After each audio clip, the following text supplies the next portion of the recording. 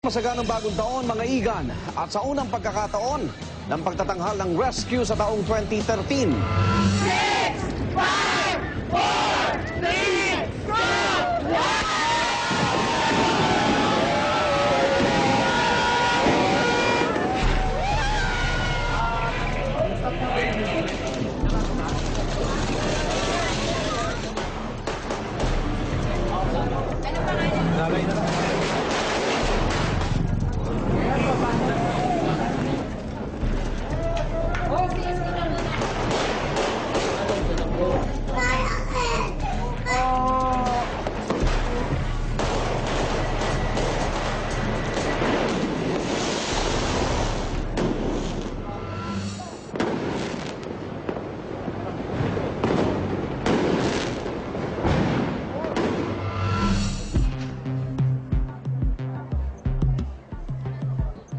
Una-una, yung ating pong staff sa emergency department po ay hindi po bababa sa 100.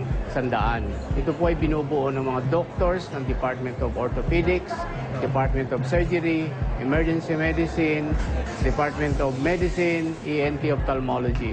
Ito po ay inaalalayan ng ating mga nurses na hindi bababa sa 60, mga ating mga medical interns din po na tumutulong sa pagsalubong saka sa mga injuries na pwedeng mangyari sa pagsalubong ng bagong taon.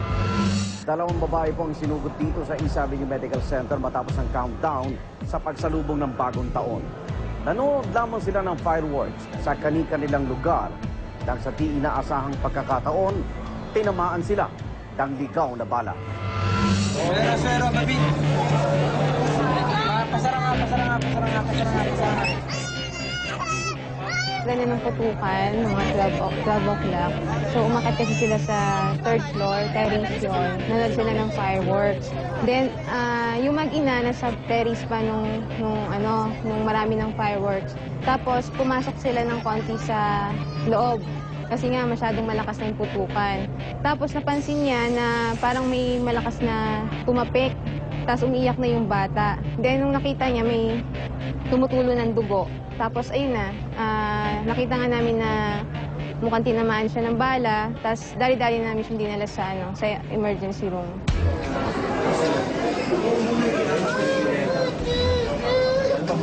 Ganun pa rin po. We follow the ABCs of trauma. Ika nga, airway, bleeding, yung kanyang sirkulasyon. Ika nga. Kung walang paghinga, lalagyan ng tubo, lalagyan ng oxygen.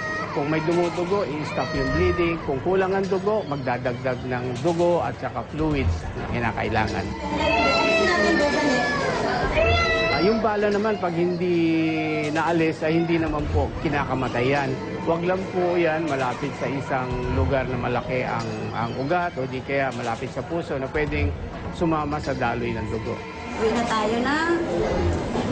Pero kasi pag aksidente, hindi mo rin talaga masabi kahit nasa loob ng bahay. Ayun din, kung mayroon din magpapaputok at talagang lalabag dun sa batas, may mga-aksidente talaga. Mas higpitan pa yung yung organansa nila yung sa barel, yung pagpaputok ng barel.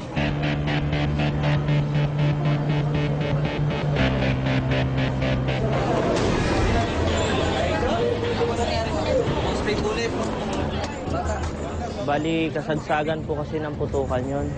Siguro mga 12-20 po, gano'n. Ngayon, kami po magkakapatid, kasama po yung mga anak namin. Naisipan po namin manood ng fireworks.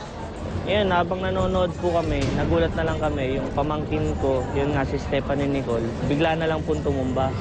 Pagbuhat po namin, nung pamangkin ko, yun nga po, may tama na po siya ng bala sa ulo. Stray bullet po ba? Ito po ang relatives.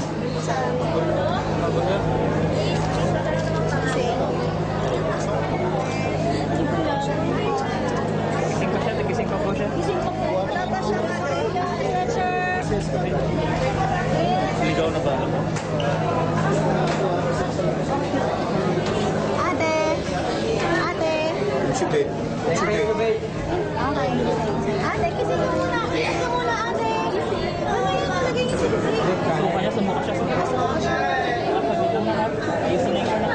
Scissors. Ang pangalan. Hindi ang pangalan. Scissors. bandage, scissors, saka plastic bandage.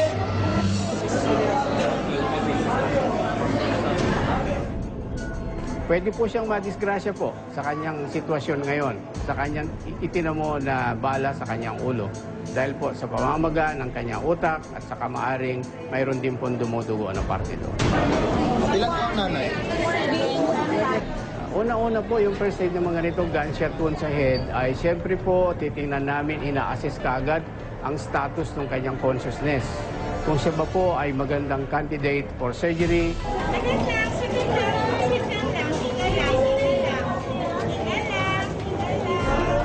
bukod doon po, siyempre, inaalalayan po natin yung tinatawag nating IV line niya, yung kanyang dextrose. Kung kailangan ng pa-x-ray, pinapa-x-ray po namin kagad, CT scan, ganyan. At tinitingnan po namin ang kabuuan ng kanyang kondisyon. Ang ibig sabihin nung inaambubag yung bata, kumukuha lang po kami ng pagkakataon para po makapag-ilagay siya sa respirator. Ang ibig sabihin po nun, yung center po ng kanyang paghinga na nasa brainstem po ay naapektuhan na po ng pamamaga. Yung center, ang ibig kong sabihin, yung paghinga po natin ay hindi naman natin kinokontrol yan. Ang tinatawag natin ay involuntary. Whether tulog tayo, alam natin o hindi, humihinga tayo. May center po yan, automatic po yan.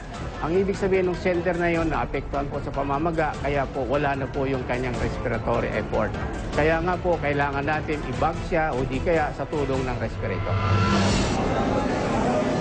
Isang reaksyon ng magulang, katulad ko rin, siyempre kung ikaw ay magulang, hindi ka tanggap-tanggap for a very innocent individual, ika nga, natamaan ka ng ligaw na bala. Hindi po ito acceptable, ika nga. Pero disgrasya ay nangyayari pag hindi natin inaasahan.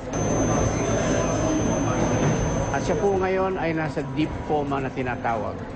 At ito po ay dahil sa isang stray bullet na nakalodge po dito sa kanyang kaliwang brain na hindi po natatanggal yung bala, nandyan lang po sa likod ng kanyang mata. At hindi po ito magandang candidate for surgery. Ika nga, magang-maga po ang kanyang utak at saka po walang may bibigay o walang may dudulot kung operahin man siya sa ganitong sitwasyon. Kaya nga po inaantay natin na mag-improve siya.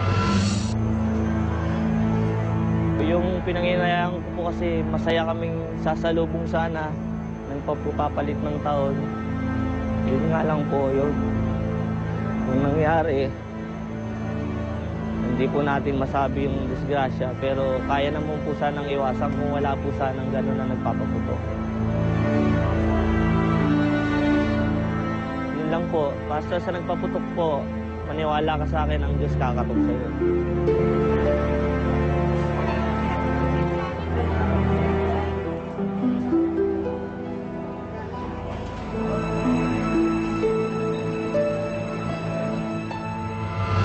Paano nyo inaharap ng mag-asawa to? Basta lang sir. Talagang wala na akong makapita pag yan. Ang Diyos lang. Actually, nung nagpapabuhat nga sa akin, yun ang huling narinig ko sa kanya salita. Sabi niya, papabuhat.